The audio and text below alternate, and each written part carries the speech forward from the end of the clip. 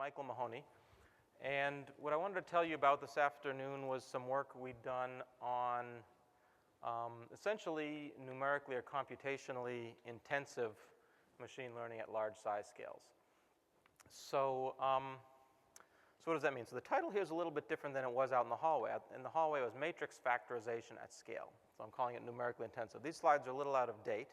And you might say, it's 6 months later, lots must have changed between now and then. And on the one hand, yeah, lots different. This version and that version is a little bit different. On the other hand, not much changes in the sense that we're asking sort of basic questions here about matrices and what's going on. And I think this is the sort of problem that a lot of people encounter, but it's not immediately in terms of production. And so solving this problem is the sort of thing that will take a longer time scale. So I want to describe some of the work we've done. There's a TR out from last year, and it provides a fairly detailed analysis of what I'll be talking about.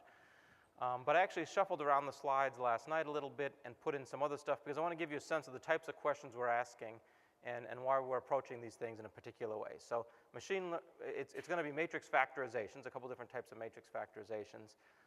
The key issues are there's going to be numerical issues, and things there are very different than if you're doing joins, you're doing simple counts. And there's particular use cases that are going to be motivating us. So some thoughts on large-scale data. And essentially, the reason matrix factorizations or numerically intensive questions are going to arise is we want to talk about essentially linear algebra. And so linear algebra is sort of the bread and butter of a lot of machine learning. And in many ways, it's qualitatively different than doing joins and doing selects and doing the sort of things that are very natural database operations. And so give you a bit of a sense of that. There's technical differences, but there's also cultural differences. So a lot of the work has been done in scientific computing over the years, as you know, and now there's a forcing function with large-scale data. And the question is going to be, do we really need to stress test the linear algebra? How do we stress test the linear algebra? Because in a lot of machine learning pipelines, there's benefit in generating gobs of data and pasting together a bunch of lower quality models and using an ensemble method of some sort. And you get the best predictions. If you want to do high-quality prediction on ads or whatever, you may or may not need to stress test the linear algebra in these ways. If you want to stress test the linear algebra at finer scale, then you're going to need to address some of the issues that we'll talk about here. So I thought I'd start off with some random thoughts that may just sort of give you context. Linear algebra in Spark. So who do you compare yourself against? Do you compare yourself against linear algebra in Hadoop or MapReduce? Or do you compare yourself against linear algebra in MPI? Those are very different baselines, and so we'll talk about that. A couple different types of decompositions.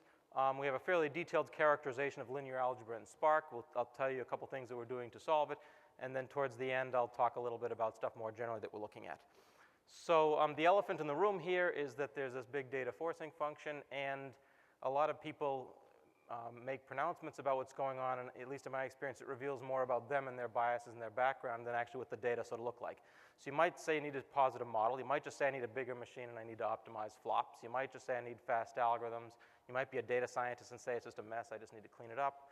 You might say I just want to regularize, use some ensemble method. And so we want to get one step beyond that. So here's 2 slides of sort of high-level stuff. And I think the question really is how are you going to think about data and how are you going to think about algorithms that you're going to be working on. So to oversimplify a little bit, computer scientists really think of the data as a record of everything that happened. So Hadoop and Spark came out of databases, and it's all the purchases at Walmart or at Amazon or whatever last year at this particular store. So there's not an inference step, right? It's just a record of everything that happened, and the goal is to find patterns and to do it fast. And inference is very much a secondary thought. In statistics and the natural sciences, and the scientific applications we'll be talking about will be examples of this, the data are just a particular random instantiation of an underlying process. And the goal is to make inference about the world, right? I mean, the data, the computation, everything is intermediate. And you posit some sort of model. You might do that explicitly, you might do that implicitly, and the model oftentimes takes the form of a matrix. If you posit a model here, you're not necessarily going to stress test the linear algebra the same way you would if you were going to ask numerical questions in the sense of numerical linear algebra. And so in particular, in a range of downstream scientific applications, the problems are very involve computation, but computation per se is secondary. And so we're going to ask certain questions, and you might say, why are you doing that? And the answer is some people want to do that, and historically people have done that. And one of the baselines for comparison, whether it's high-performance computing or scientific computing, will be that. And that's going to be a very different baseline than high-quality prediction and business analytics and so on. And computer science, it's easier to study computation per se in discrete settings. Turing machines, if you're familiar with that. And an important point is that the theory of algorithms divorces computation from the data, right? It views computation as a function, and it says nothing about the data. And so in numerical linear algebra, that's too coarse, and so you parameterize things in terms of condition numbers and a range of other things like that. And how does machine learning deal with that? So I think it's fair to say before a few years ago, machine learning was not particularly numerically intensive per se, and so you'd gloss around some of these sorts of issues. So now deep learning provides a killer application where your numerical issues, computational issues per se, as opposed to data movement, represents a real pain point. And so, if we want to make statements about algorithms, are they tied to the data? Are we making a worst case a priori bound? Do we want to parameterize that complexity into the algorithm with problem-specific complexity measures? All right. So here's sort of an example of what we're thinking about. It's an example from genetics. It's not selling tennis shoes. It's an example from genetics. You could think about astronomy and climate science, and I'll give you some other examples. But the mental model is going to be very different. This is something that's actually a little bit older, so we aren't doing this at scale, but it's the most mature, and I'll describe what we're doing, and then I'll give you some other examples of applications that we're doing at scale that'll be the particular applications we're talking about. So you're in genetics. Think of this as a term document matrix, right? The documents are people, the terms are SNPs. So SNPs are single locations in the in the genome where the non-trivial fraction of the population has one nucleotide or another. And so this is one way to characterize polymorphic variation. So just because you write it down this way doesn't mean it's a matrix, but it suggests that you could write it down that way and encode it in a certain way. And what makes a matrix different than a flat table, say, is the operations you perform on it. So eigenvectors and eigencomputations. And so the data is generated, range of places in the world. And the sort of thing that a scientist might want to do, a data scientist or a natural scientist might want to do, is to take this data, pre-process it the right way, do all this sort of stuff, and then project it on the top two principal components. So the top two principal components are the leading two eigenvectors that are supposed to characterize the variation in the data. And you look at this and you say Africa and Middle East and Europe and Native American Indians and South Central Asia and America, America's Native American Indians and East Asia. And here's Africa and Europe, and go through Eurasia. And this sort of looks nice, right? This is the sort of thing a geneticist would say, yeah, that sort of makes sense. It passes a sanity check. You're not observing a day of the week effect. You're observing something maybe real in the data. But some things are a little bit funny, and Native American Indians, or why are they in the middle of East Asians and South Central Asians? And what are Mexicans doing in the middle of India and Southeast Asia? All right, so this is a very natural thing in the pipeline of data science. You visualize something, you look at it. These are two eigenvectors. It's a non-trivial computation, as we'll say. And what's going on here? So the Mexicans seem out of place, and the reason is because we plotted it on two eigenvectors. The data is not two-dimensional, it's three-dimensional or more. And if you plot in 3 dimensions, you get the Eurasian structure, Native American Indians, and Mexicans, if you know something about population genetics, there's interbreeding over the last 500 or so years, and they sort of interpolate between these two. So this is a very natural thing you might do in a pipeline. So you're not using these things as features, like you might do in a vanilla sort of machine learning application, where you just want to press the button and automatically generate features. You're using things because you want to interpret something in terms of the downstream science. So this is good. It's not altogether satisfactory, because the principal components are linear combinations of all the SNPs. So you might want to get actual SNPs. And it can be expensive. And so in particular, computing large SVDs or PCAs is expensive. So expensive means different things to different people. In this particular thing, it was expensive in one sense of the word, but of course you don't want to do it once. You want to do it 1,000 times as part of a cross-validation experiment. This was not particularly large. It was 2,000 by 500,000. You can imagine 100,000 by 1 billion. So it's not a one-liner. It can be done.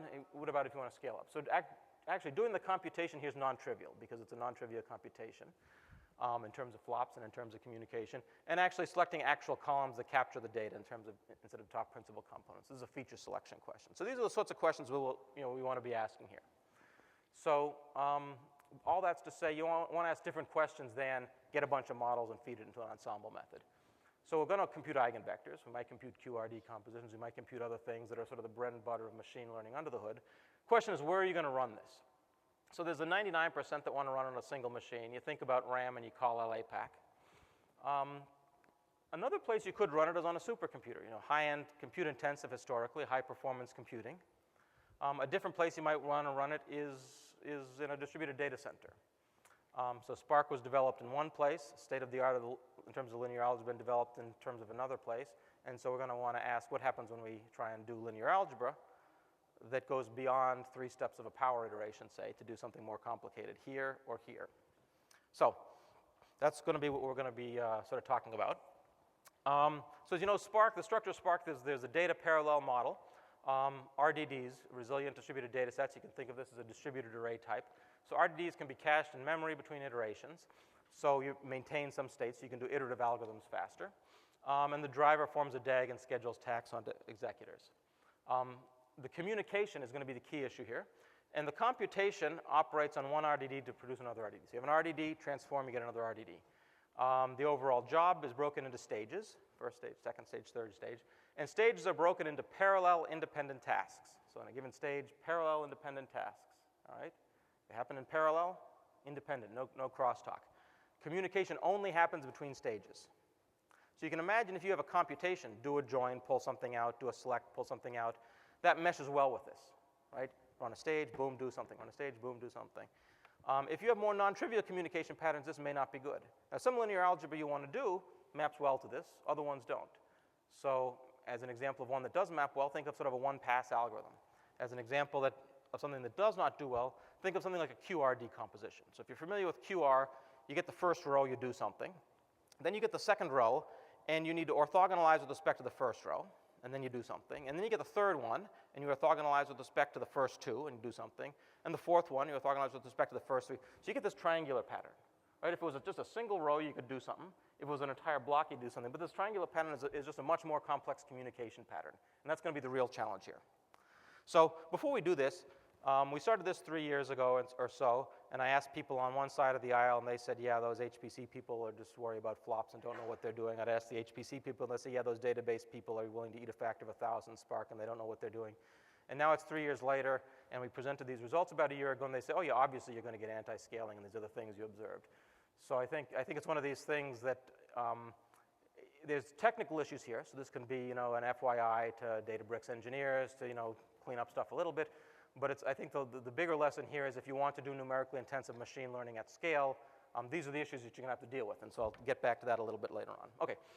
So why do linear algebra in Spark, right? It's not designed for this. So pros, it's widely used, relatively easy for non-experts compared to learning MPI in terms of a footprint of startup. There's an entire ecosystem, et cetera, et cetera. A lot of you know Spark's has sort of a rich ecosystem and so on. Cons. If you really want the last 20% or 10% on flops, you shouldn't be here, right?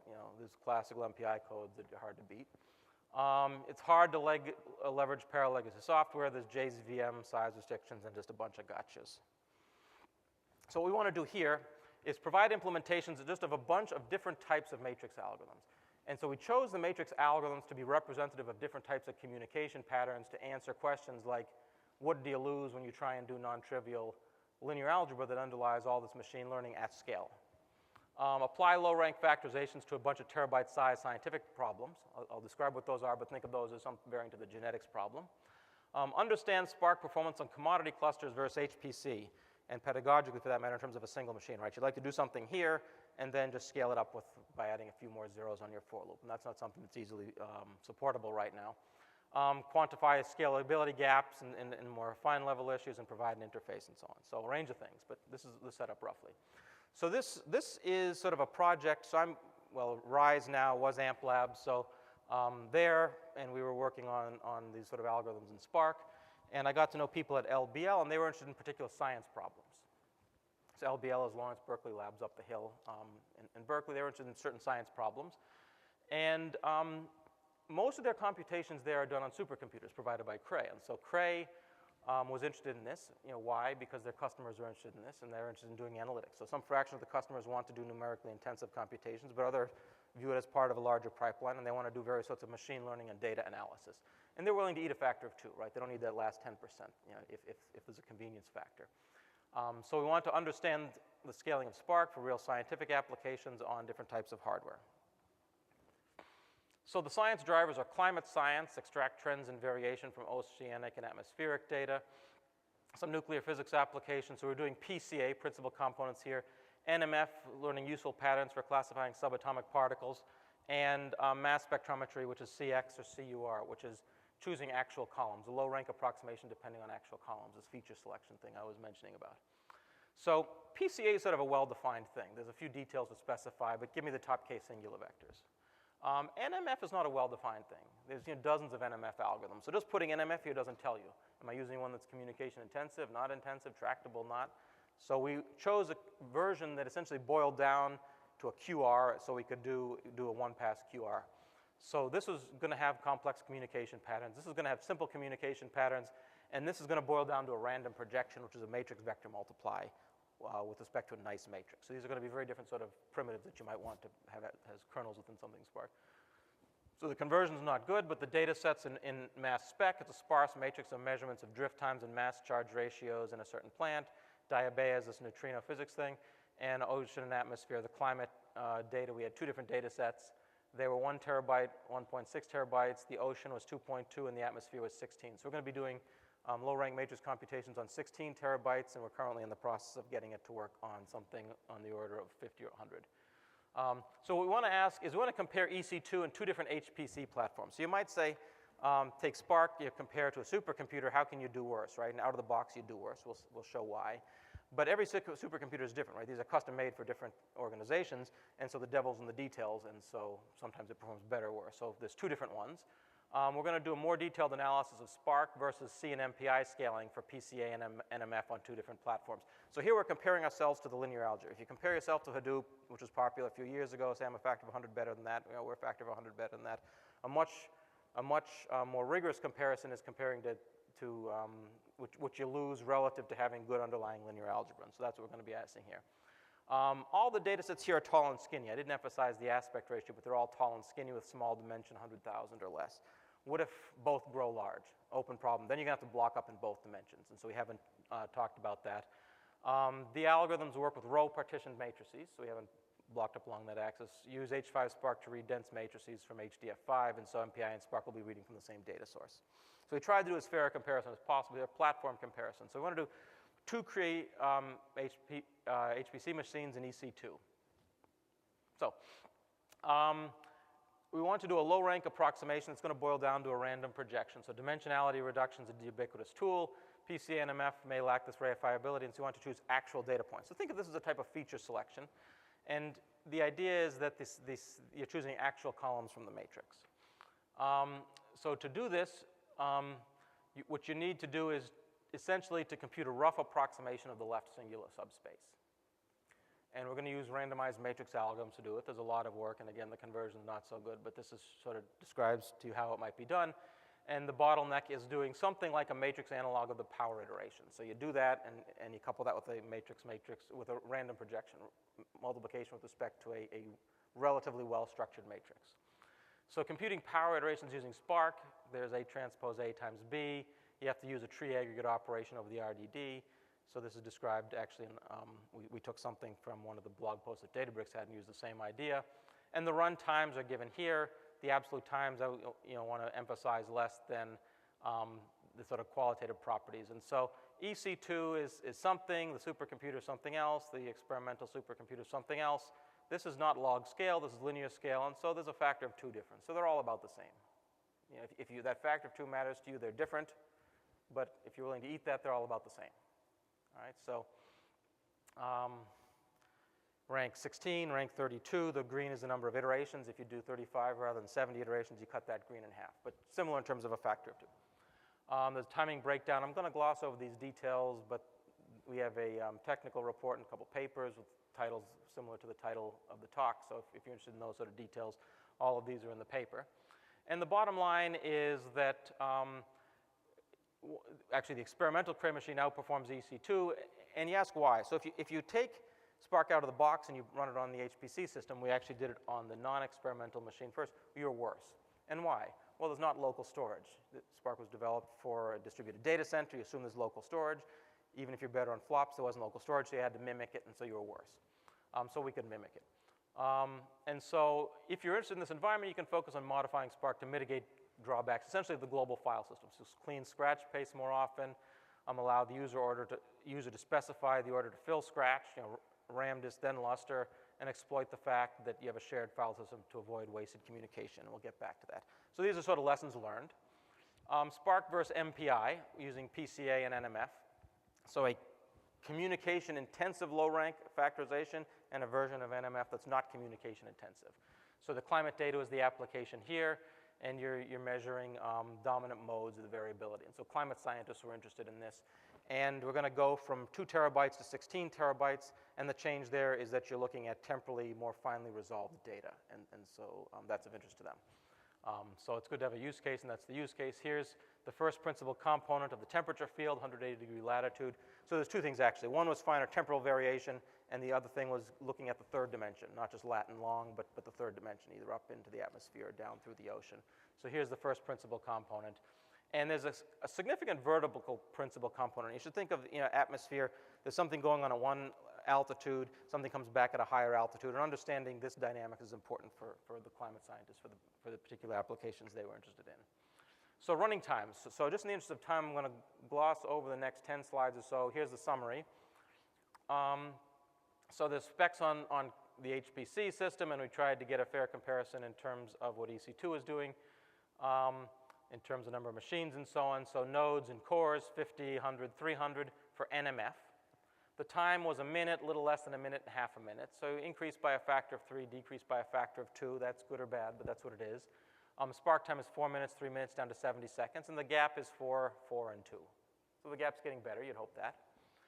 PCA is on 2 terabytes, is the more communication-intensive low-rank factorization, 100, 300, 500 nodes. The MPI time that we want to compare against is a minute and a half, a minute, and a little less than a minute. Spark time is 15 and 13. That's probably the noise level, so think of that as about the same. In the same way, that's pretty similar. And then 19 minutes. So 9, 13, 20. That's larger. That's a little sort of dissatisfying, but that's communication. And go from 2 to 16. And you go from 2 minutes to 69 minutes. The ratio is 26x. So you're going from 10 to 20 to 26. So you're observing anti-scaling. So people talk about scaling, Spark scales. Spark scales when you do relatively simple things. If you have non-trivial communication patterns, it scales with a negative. So it anti-scales, and it worsens with both concurrency and data size. So I'm going to gloss over some of these details, except to say if you do a breakdown in terms of computation, blue, it behaves as you'd expect. MPI is a bit better, but it's a factor of 2 or whatever. Communication, various communications and overheads is the purple and the orange. And as you go from 100 to 300 to 500, it gets worse and worse on the 2 terabyte data. This is still a linear scale. If you go to the 16 terabyte data, blue is still the computation. Spark and MPI are comparable to factors of 2 or whatever. And you pay an order of magnitude more in terms of overhead. So this is a massive hit you pay. So this is on 16 terabytes on a couple tens of thousands of cores. You need to do the NMF right. As I said, it boils down to a TSQR. So this is not a property of NMF. This is a property of communication-efficient NMF that boils down to TSQR. So lessons learned. So with favorable data, tall and skinny and well-adapted algorithms, Spark linear algebra is 2 to 26 times slower. Now, should you include I/O or not in this computation? And the answer depends on your background. If you're from one area, you think the answer is obviously yes, and if you're from another area, you think the answer is obviously no. So we were talking to scientific computing people. We did not. The numbers are varied slightly when you do not include I/O. Overheads are an order of magnitude higher than the computations in PCA. So time till staging, scheduler delay, task start delay, and just a range of things that are overheads. There's a few other things that need a little bit more work. So these large gaps sort of suggest that we might want to understand this interface better. All right, so if you want to do PCA on a petabyte of data, game over, right? So you've got to wrestle with these issues. For some of these computations, actually, we couldn't compare on EC2. The problem was not doing the computations there. The problem was moving the data. So moving 16 terabytes of data, that's not something that you can easily move to EC2. So next steps. So one thing is Alchemist. So Alex Gittens is taking the lead on this. And think of this as a gateway between Spark and MPI. I'll give you a little bit of what we're doing here. And this is essentially going to be a lightweight wrapper around APIs of existing MPI code. There's communication avoiding machine learning. And by this, it's not communication efficient machine learning, to draw a distinction. There's a large body of work that essentially says I'm going to try and minimize communication in machine learning for distributed optimization problems by minimizing the number of iterations. And the number of iterations is a proxy, but a very poor proxy for the actual communication. And most of these results show an evaluation on 1 to 16 or 32 cores and show it scales. We don't have the following results, but I'd be surprised if it's not the case that if you go beyond 32 to 64 under 28, you're going to start to see analogous anti-scaling, basically because you're going to have the same communication hit.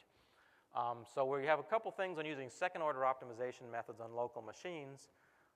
Those are more expensive algorithms, so there's a communication-computation trade-off here. And also communication-avoiding machine learning, and I'm drawing a distinction there, because that's going to be using ideas from communication-avoiding linear algebra, where you model latency bandwidth trade-offs on a given machine. In some cases, it's a machine, and you're using communication-avoiding linear algebra to substitute for LAPAC. It could be on a supercomputer. You'd have different hardware parameters for latency and bandwidth. It could be on a distributed data center within Spark. You'd have still different latency and bandwidth parameters. And so here you're doing core linear algebra algorithms, in terms of L1 and L2 regularized regression of various forms.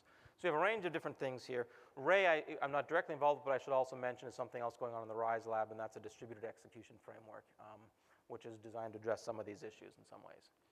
So Alchemist. So Spark is 4+ times slower.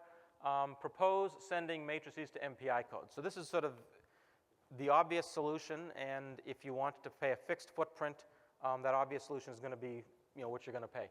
So remember, the structure of the Spark computation, you go from one RDD to another, and so we're paying a factor of whatever it was, 26, and if we get large, it's 46 and larger, in terms of communication. So how about within a given RDD, write down to the machine, take advantage of highly optimized linear algebra code, write back up, and do that all within, so it's transparent to Spark. So elemental is a set of linear algebra code that we could work with, and so we're calling it Alchemist because we're transforming slow stuff to fast stuff. And so for efficiency, we're going to want as little overhead as possible in terms of file I/O and RAM and network usage. So there's a couple ways to do this. HDFS writes to disk. Good as it's 2x RAM. The network usage isn't so good. It's efficient. Apache Ignite is good and bad in sort of complementary ways, actually, similarly with Alluxio. So what we want with Alchemist is that there's going to be no file I/O. RAM, you'll pay the factor of 2x, not 3x. It uses the network intelligently, and it's going to be computationally efficient.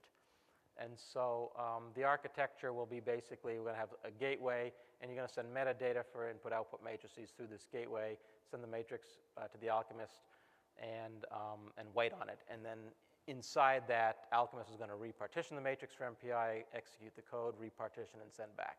So each call to Alchemist will be a single stage in the execution of Spark job. So this will be transparent in that sense. So there's a bunch of technical reports illustrating some of these things, and Alex Gittens here, I don't know if he's in the room now, but he's here today. And so send him an email or send me an email or something if there's questions. And you can also go to his GitHub and pull some of this code off. Alchemist is not finished. That's sort of in progress. All right, so conclusion one, some of the sophisticated statistical data analysis tools, by which I mean the sort of stuff that's bread and butter for machine learning, that oftentimes boils down to matrix computations. You want stronger control over the linear algebra than you have maybe historically in machine learning. We're getting away with low precision solutions, right? It's very tempting to say, geez, historically, we needed to be very careful about data. Now there's just lots of data, lots of noise. Why be careful about anything? For certain use cases, that's perfectly acceptable. Right? For other use cases, it's not. And me, at least, I'd be much more convinced if you came to me and said, geez, I can do both, and for this use case, you don't need to be careful, than if you didn't know what a condition number was and you told me, geez, you don't need to be careful. There's just a lot of noise out there. Let's be sloppy. Right? So we're trying to get finer control over what's going on under the hood, basically, so that people that don't want to understand what's going on under the hood can take advantage of doing this stuff at scale in cleaner ways. A lot of the workflows and applications don't demand much of linear algebra, and in particular, much of the numerically intensive issues. Low-rank factorizations are good for interpretable scientific data analysis, so I didn't go into as much detail as about the science for the climate science and the other things, but we can do this on scores of terabytes of data. And so look ahead, you want to do PCA, you want to do regression, you want to do least squares, you want to do stuff where you aren't interested just in the quality of the prediction. You want to tag images better, but you want to do something interactive. You want to explore the data. You want to do something like that PCA plot I showed you in a reasonably interactive way. You're going to want to be doing these computations at that scale. Complex data workflows are going to invoke more of the linear algebra as one step, and the data computation optimization might be needed sort of across function calls. I think more generally there's a question of sort of what's the right way to do linear algebra for large-scale data analysis, right? There's a range of things that have just become completely sort of obvious if you do linear algebra from scientific computing. You know, never square the condition number of a matrix. Under the hood at one of these steps here, we actually did that. Why? Because we only needed so many eigenvectors, and as part of the pipeline, you were going to essentially regularize the bottom part away. So I can say that because sometimes we've done that, and sometimes we haven't done that, and we know the difference between the two cases. I've also seen examples of people who say that, don't respect the difference between the two cases, and get a low-quality answer and aren't quite sure why. So in some cases it's going to matter, in some cases not, and sort of what's the right set of primitives to look at, especially since we're going to be mapping this to sort of large-scale distributed data systems. So with that, I want to wrap up. I didn't talk much about the communication-avoiding linear algebra, the communication-aware matrix optimizations, but there's a number of, so this is hello world linear algebra, there's a number of other sort of computationally intensive types of large-scale optimization that this is leading to, and so the initial results seem to suggest that there's going to be similar computation-communication trade-offs, and so we're looking at those too. So ping me if there's any questions on any of that. So with that, let me wrap up, and thanks for your attention.